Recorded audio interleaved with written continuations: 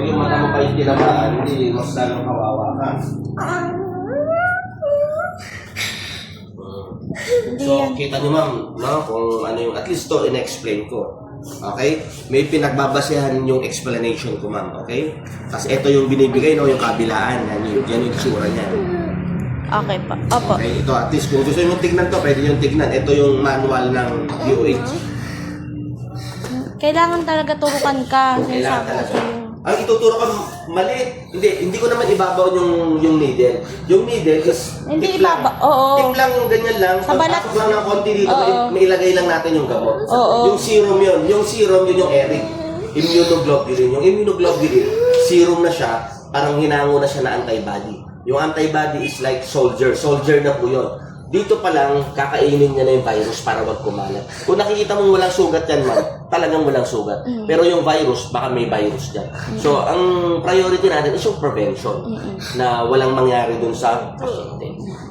Okay? Lalo na yun, ulo yun. Hindi naman yan paa or ano. Kasi pag paa yan, pwedeng 5 days. Basta as long as 7 days. Pero pag ganyan, nasa ulo, within 14 days. Within 24 hours. Kailangan Okay, prepare ko na, ha? paturo. Kahit ako ayaw. Konti lang yon, yung balat lang yon. Balat lang yung... Hindi tutusok na sobrang tusok. Nervous ka naman agad. Pinakamalibis doon, huwag mong hawakan. Ang hawakan ka ba? Kasi i-disinfect natin kasi dyan papasok yung karayom.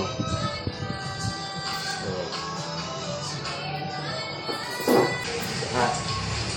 Mamaya sa ilong, pag in-injectan kita, sabihin mo sa akin pag masakit na ha. Kasi pag masakit na, ititigil ko na siya. Para lipat ako. Dito yung isa, no? Lahat ng... Dito yung isa, ma'am, ha? Dito, dito. Ay, nakakain mo? Huwag mo kainin. Inumin mo lang. Yan, basta. Saan yung pinakamalaki niyang kalmot, ma'am? Dito po. Dito. Huwag mo hawakan na, ma'am, ha? Ay. Hawakan dito. Huwag mo hawakan, ma'am. Oo. Kasi ditong part. Basta ditong part. Ito yung Opo. pinakamalaki niya. Ito, no? Opo. Tapos, ano yung sumunod na pinakamalaki? Para alam ko kasi yung Ito, dosage. basta. Ito sa ilong. Opo. Dito sa ilong. Tapos dito, no? Sorry. Huwag mo nga yun. Next, meron tayo na. So, ito yung pinakamalaki, no? Itong part, ma'am, no? Opo. Part. Tapos, yung sumunod na pinakamalaki, this part. Kasi kailangan ko i-disinfect to, ha? Maliit na karayom lang yung gagamitin ko. Medyo parang may kirot siya, ha? Parang kinagat lang ng langgam. Ditong part yung ano, ha?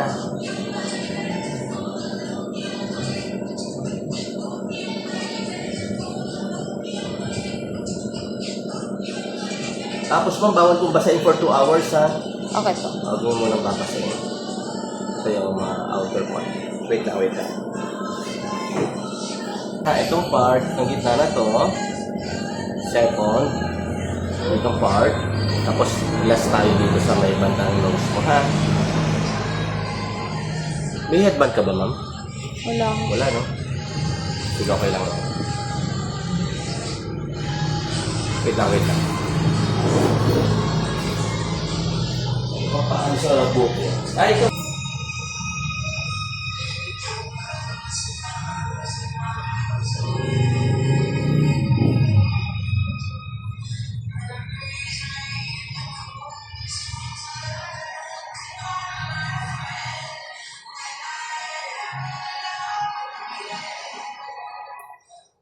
Pwede ka na maging clown? Joke lang. Hindi pantay. Pinapatawa ko lang siya ba para malalax siya? Huwag kang mag-isip mo.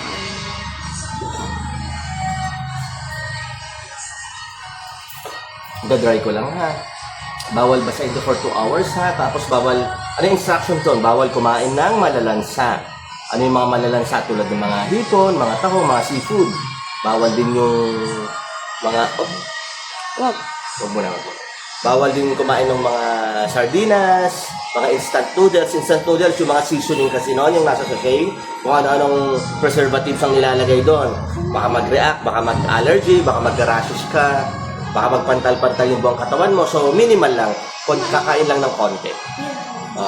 Pag nag-react, tigil sa kinakain. Tapos pag may reaction, halimbawa nag-rashes yung buong katawan mo, pwede naman itong uminom ng cetirizine, mother. Yung cetirizine, over-the-counter lang naman yan. Pwede yung sa mga pharmacy. Pag mga gantong bata, mga 5 ml lang naman po yan. Okay? Depende po sa timba. Okay, ready ka na ha?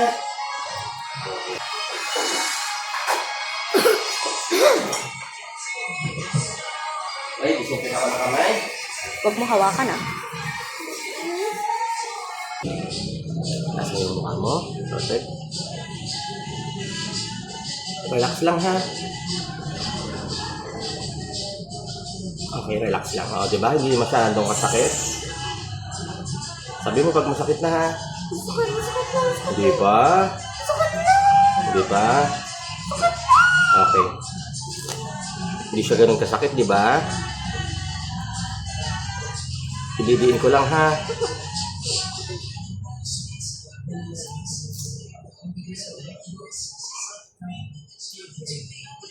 Sakit hindi naman masyado, di ba? Oh, di ba? Ihuli ko dun sa namada sa ilong kasi maano eh. Okay? O, doon naman tayo sa isa. Wait lang, wait lang. So, mother ha, 0.5. So, bibigay tayo ng mga around point. Dito. Okay? Tingala ka ng konti. Dito ang kagat, mother, no? Opo. Okay, wala na, wala na.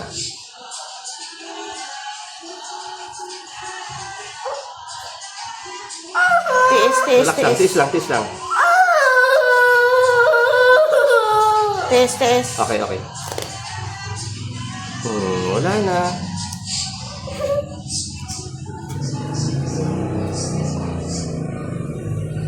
Okay.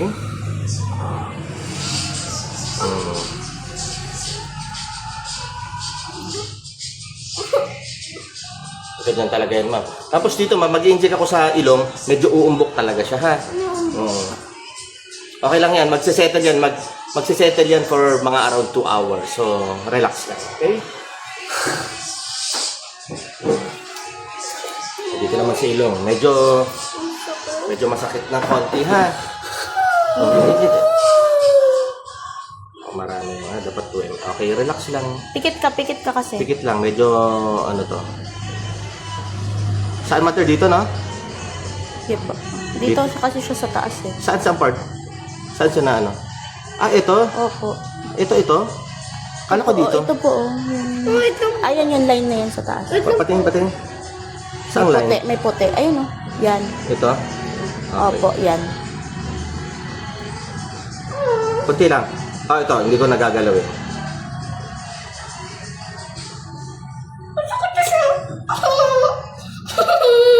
Okay. Tapos na. Sorry, tapos na.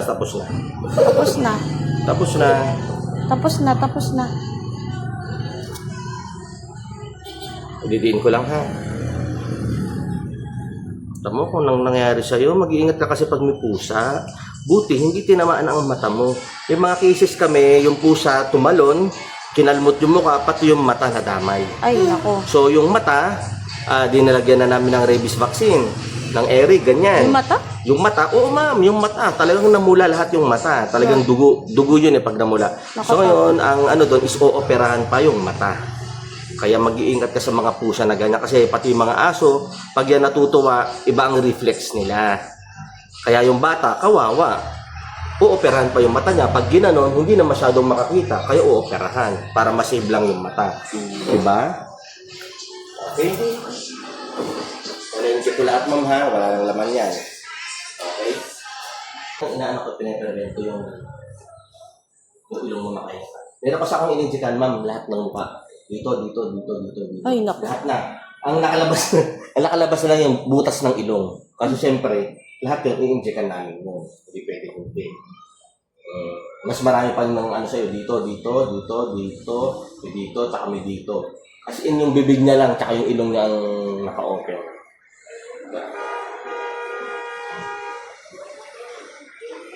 Yan natin yung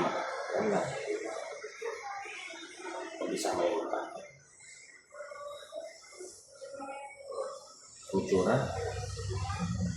Diba? Oo. Pag uwi sa bahay, pwede naman natanggalin, ma'am. Pero may umbok lang yan, ha? Okay po. Magsisettle naman yan for 2 hours to 1 day. Depende. Pores yan, ma'am. Pores yan. Pag microscope mo yan, ang daming butas yan. Kaya pag natalsikan ng laway yan, kahit yung may mga kamag-anak na positive na sa rabies, kung sino yung umalalay dun sa pasyente, nalawayan, ito mga ganito, binabakunahan namin. Kasi parang yung pores yan, pag laway, kuko na, kahit kinalmot kita ng kuko na gano'n na namula, pores yan eh. Ibig sabihin, ina-absorb ng skin natin, yan ang balat. Oo.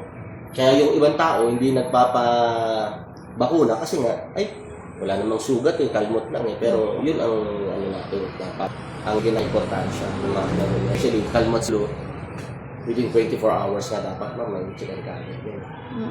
Medyo late ka na ng konti, at least. Pag uwi natin, tanggalin mo yan. Oo. Pag uwi natin, tanggalin mo yan, tapos may mula-pula-pula lang sa yung betadine. Pwedeng kumuha ka ng bula, punasan mo lang. Bawal basain, ha? Bawal mo na basahin ng 2 hours. Ay, sorry. Ako naman matanggalin pag uwi. Makikita ng lolo mo yan. Pagagalitan tayo. Papagalitan ka. Ay, pag namatay ako. Hindi alam ng lolo niya yan. Hindi alam.